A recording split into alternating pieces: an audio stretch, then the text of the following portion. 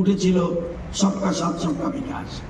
আমাদের স্বাধীনতা আমাদের কেউ উপহার হিসেবে দেয়নি। এই স্বাধীনতা অর্জিত হয়েছে রক্তের বিনিময়ে, অসংখ্য আত্মত্যাগের বিনিময়ে, কারাবরণের বিনিময়ে এবং অগণিত মানুষের ত্যাগ ও সংগ্রামের মাধ্যমে। তিরঙ্গাকে সম্মান জানানো মানে দেশের স্বাধীনতা সংগ্রামীদের সম্মান জানানো, তাদের আত্মত্যাগকে সম্মান জানানো। এই বছর আমাদের কাছে আরও একটা বিশেষ তাৎপর্য রয়েছে। আমরা স্মরণ করছি বন্দে মাতরম গান রচনার 150 বছর। বন্দে মাতরম শুধু একটা গান নয়, এটি ভারতের স্বাধীনতা আন্দোলনের ইতিহাসের সঙ্গে গভীরভাবে জড়িত একটি দেশাত্মবোধের প্রতীক। তাই তিরঙ্গা এবং বন্দে মাতরম দুটি আমাদের স্বাধীনতার ইতিহাস, আত্মত্যাগ এবং জাতীয় চেতনার সঙ্গে গভীরভাবে যুক্ত। আমাদের দেশ 25-26 অর্থ বছরে 7.7% জিডিপি বিকাশে সক্ষম হয়েছে। সর্বকালীন ইতিহাস রচনা করে ইউরোপিয়ান ইউনিয়নের সঙ্গে পারস্পরিক মুক্ত বাণিজ্য চুক্তি সক্ষম হয়েছে।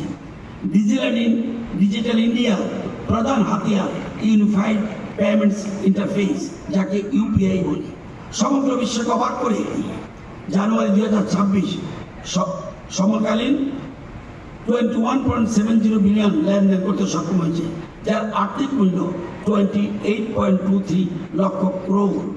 দেশের বর্তমান কর্মশক্তি এবং আগামী দিনের কর্মযোগী যুব সমাজকে নবতর আয়োজনের অংশীদার করে তুলতে গ্লোবাল আর্টিফিশিয়াল ইন্টেলিজেন্স সামিট আয়োজন করা হয়েছে দেশের মাটিতে। 2026 সালের মার্চ মাসের মধ্যে 283.46 গিগাওয়াট নন ফসিল এনার্জি ক্যাপাসিটি অর্জনে আমরা সক্ষম হয়েছে আমাদের দেশ।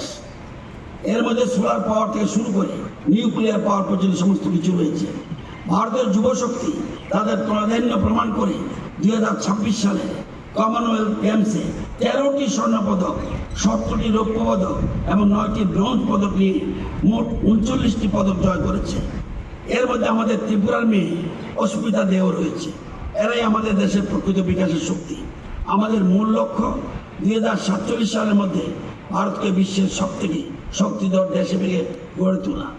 সবশেষে আমি আমাদের যুব সমাজ এবং নূতন প্রজন্মের কাছে একটা কথা বলতে চাই, আমরা যে স্বাধীনতা পেয়েছি সেটিকে আমাদের পরবর্তী প্রজন্মের কাছে শুধু ইতিহাসের একটা অধ্যায় হিসেবে তুলে ধরলে চলবে না।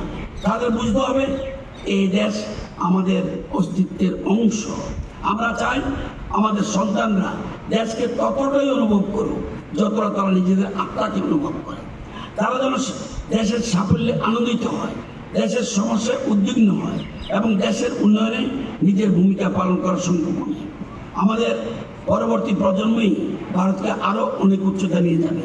আমাদের লক্ষ্য শুধু একটি উন্নত ভারত নয়, একটি শক্তিশালী, আত্মনির্ভর, সমৃদ্ধ, ঐক্যবদ্ধ এবং বিশ্বকে নেতৃত্ব দেওয়া ভারত। আসুন এই স্বাধীনতা দিবসে আমরা সকলে শপথ নিই, দেশ সবার আগে, তিরঙ্গার সম্মান সবার আগে, জাতীয় ঐক্য সবার আগে এবং ভারতীয় উন্নতি সবার আগে। এবং একসঙ্গে বলি, ভারত মাতা কি জয়, বন্দে মাতরম, জয় হিন্দ।